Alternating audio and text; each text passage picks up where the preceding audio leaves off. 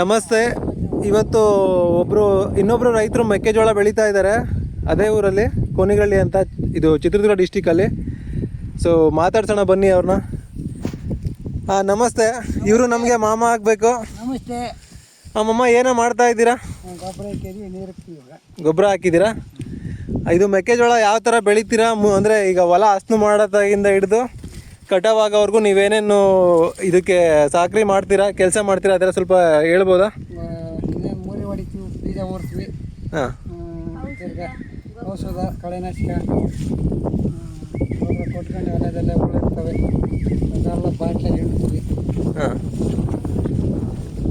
ಇದು ಎಷ್ಟು ತಿಂಗಳು ಬೆಳೆ ಆಗಿರುತ್ತೆ? 4 ತಿಂಗಳು, 3.5 ತಿಂಗಳು ಆಲ್ಮೋಸ್ಟು.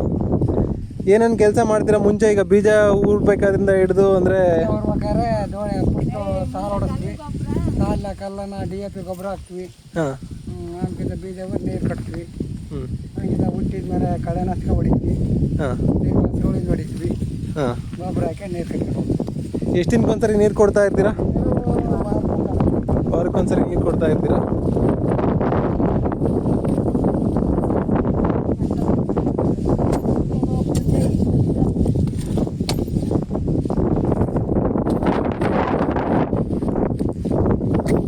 ಈ ಬೆಳೆಗೆ ಏನಾದರೂ ನೀರು ಜಾಸ್ತಿ ತಗೊಳುತ್ತಾ ಅಥವಾ ಸ್ವಲ್ಪ ಕಡಿಮೆ ನೀರಿದ್ರು ಈ ಬೆಳೆ ಬೆಳಿಬೋದು? ಹಾಂ. ಇದು ಎಷ್ಟು ಎಕರೆ ಇದೆ ನಿಮ್ಮದು? ಎಷ್ಟು ಬೀಜ ಊರಿದ್ರೆ ಎಷ್ಟು ಇಳುವರಿ ಬರ್ಬೋದು? 1 ಎಕರೆ. ಹಾಂ. 2 ಪ್ಯಾಕೆಟು. ಹಾಂ. 50 ಪ್ಯಾಕೆಟ್.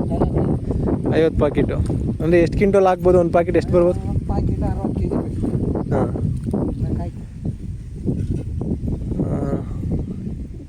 30 ಕ್ವಿಂಟಲ್ ಅಂತೂ 30 ಕ್ವಿಂಟಲ್ ಕಡಿಮೆ ಆಗಲ್ಲ.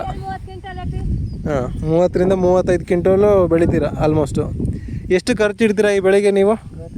ಒಂದು 15,000 ಖರ್ಚು ಬರುತ್ತೆ. 15,000 ಖರ್ಚು ಬರುತ್ತೆ. ಇವಾಗ ಏನು ರೇಟ್ ಇದೆ ಮೆಕ್ಕೆಜೋಳ ಇಲ್ಲಿ? ಮೆಕ್ಕೆಜೋಳ ಈಗ 3,000 ಈಗ ಐತೆ. ಹಾಂ, ಇವಾಗ 3,000 ಇದೆ. ಹಾಂ. ಇದು ಕಳೆ ಎಲ್ಲ ಯಾವ ಥರ ತೆಗಿತೀರಾ? ಕಳೆ ತೆಗಿತೀರಾ ಅಥವಾ ಇಲ್ಲ ಕಳೆನಾಶಕ ಹೊಡಿತೀರಾ?